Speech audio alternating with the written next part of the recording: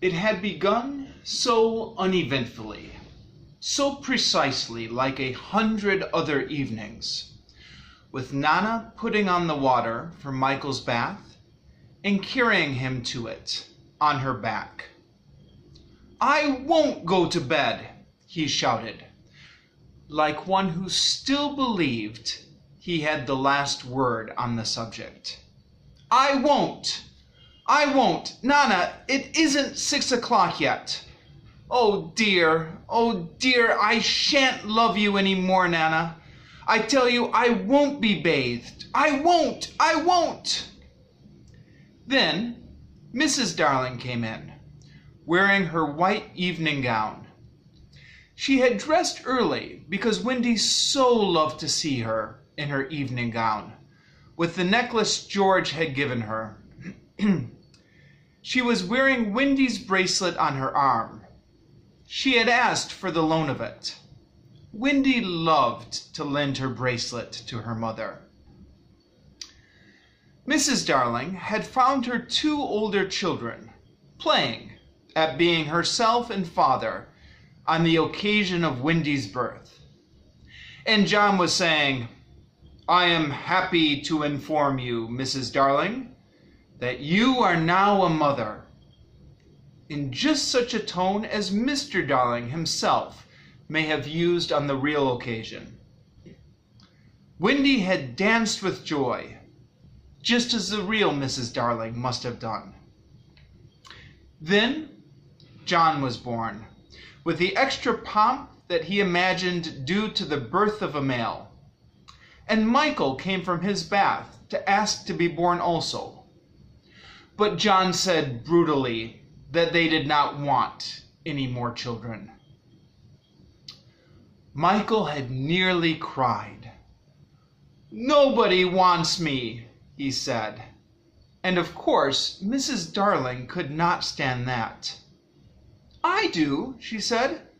"I do so want a 3rd child." "Boy or girl?" asked Michael, not too hopefully. "Boy." Then he leaped into her arms. It was then that Mr. Darling rushed in like a tornado. Perhaps there was some excuse for him. He, too, had been dressing for the party, and all had gone well with him until he came to his tie. It is an astounding thing to have to tell, but this man, though he knew about stocks and shares, had no real mastery of his tie.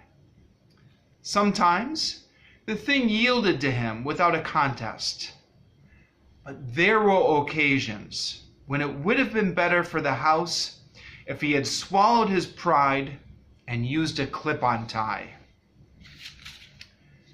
This was such an occasion. He came rushing into the nursery with the crumpled little brute of a tie in his hand. "Why, what is the matter, father dear?" "Matter?" he yelled. He really yelled. "This tie, it will not tie." He became dangerously sarcastic. "Not round my neck." "Round the bedpost?" "Oh yes, 20 times have I made it up round the bedpost, but round my neck, no. Oh dear no. Begs to be excused." He thought Mrs. Darling was not sufficiently impressed, and he went on sternly. "I warn you of this, mother, that unless this tie is around my neck, we don't go to dinner tonight. And if I don't go out to dinner tonight, I never go to the office again. And if I don't go to the office again, you and I starve, and our children will be flung into the streets." Even after this, Mrs. Darling was still calm. "Let me try, dear," she said. And indeed, that was what he had come to ask her to do. And with her nice, cool hands, she tied his tie for him, while the children stood around to see their fate decided. Some men would have resented her being able to do it so easily. But Mr. Darling had far too fine a nature for that. He thanked her carelessly, at once forgot his rage, and in another moment was dancing round the room with Michael on his back.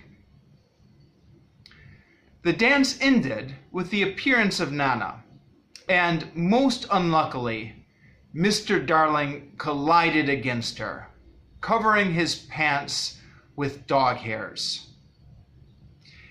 They were not only new pants, they were the first pants Mr. Darling had ever had with braid on them, and he had to bite his lip to prevent the tears coming. Of course, Mrs. Darling brushed the hair off of his pants for him. But he still began to talk again about it being a mistake to have a dog for a nurse. "George, Nana is a treasure," said Mrs. Darling. "No doubt, but I have an uneasy feeling at times that she thinks the children are puppies." "Oh no, dear one. I feel sure she knows they have souls." "I wonder," Mr. Darling said thoughtfully. "I wonder." They were still discussing it when Nana came in with Michael's medicine.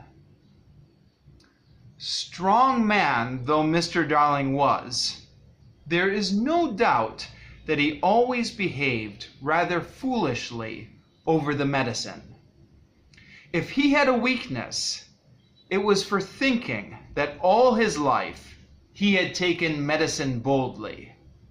And so now, when Michael dodged the spoon in Nana's mouth, he said reprovingly, "Be a man, Michael." "Won't! Won't!" Michael cried naughtily. Mrs. Darling left the room to get a chocolate for Michael. But Mr. Darling thought that this was not being strict enough. "Mother, don't pamper him," he called after her. "Michael, when I was your age, I took medicine without a murmur. I said, 'Thank you, kind parents, for giving me bottles to make me well.'" He really thought this was true, and Wendy, who was now in her nightgown, believed it also, and she said, to encourage Michael, "That medicine you sometimes take, Father, is much nastier than Michael's medicine, isn't it?"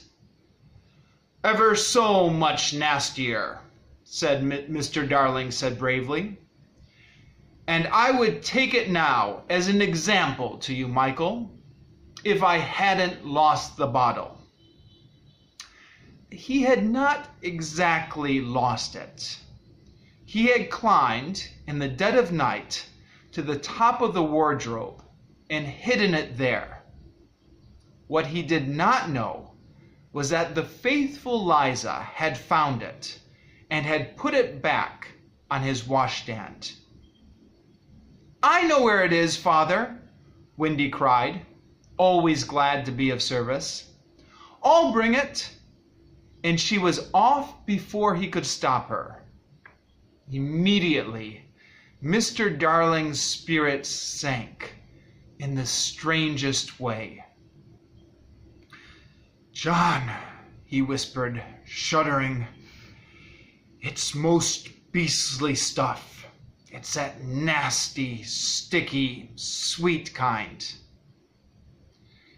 "It will soon be over, Father," John said cheerily, and then in rushed Wendy with the medicine in a glass. "I have been as quick as I could," she panted. You have been wonderfully quick, her father retorted, with a nasty politeness that Wendy didn't even notice. Michael first, said Mr. Darling said, doggedly. Father first, said Michael, who was of a suspicious nature. I shall be sick, you know, Mr. Darling said threateningly. Come on, father, said John. Hold your tongue, John, his father yelled. Wendy was quite confused. I thought you took your medicine quite easily, father. That is not the point, he retorted. The point is that there is more in my glass than in Michael's spoon. His proud heart was nearly bursting. And it isn't fair. I would say it though it were with my last breath. It isn't fair. Father, I am waiting, said Michael coldly. It's all very well to say you are waiting. So am I waiting. Father's a cowardly custard. So are you, a cowardly custard. I'm not frightened. Neither am I frightened. Well then, take it. Well then, you take it. Wendy had a splendid idea. Why not both take it at the same time? Certainly, said Mr. Darling. Are you ready, Michael? Wendy gave the words. 1, 2, 3, and Michael took his medicine, but Mr. Darling slipped his behind his back. Once Michael realized what his father had done, he yelled with rage. Oh, father, Wendy exclaimed in a scolding voice. What do you mean by, oh, father? Mr. Darling demanded. Stop that noise, Michael. I meant to take my medicine, but I missed it. Mr. Darling thought it was dreadful the way all the three were looking at him, just as if they did not admire him. Look here, all of you, he said, entreatingly. As soon as Nana had gone into the bathroom, I have just thought of a splendid joke. I shall pour my medicine into Nana's bowl, and she will drink it, thinking it is milk. It was the color of milk, but the children did not have their father's sense of humor, and they looked at him reproachfully as he poured the medicine into Nana's bowl. What fun, he said doubtfully, and they did not dare expose him when Mrs. Darling and Nana returned. Nana, good dog, he said, patting her. I have put a little milk into your bowl, Nana. Nana wagged her tail, ran to the medicine, and began lapping it up. Then she gave Mr. Darling such a look, not an angry look. She showed him the great red tear that makes us so sorry for noble dogs, and crept into her kennel. Mr. Darling was frightfully ashamed of himself, but he would not give in. In a horrid silence, Mrs. Darling smelt the bowl. Oh, George, she said, it's your medicine. It was only a joke, he roared. where she comforted her boys, and Wendy hugged Nana. Much good, he said bitterly.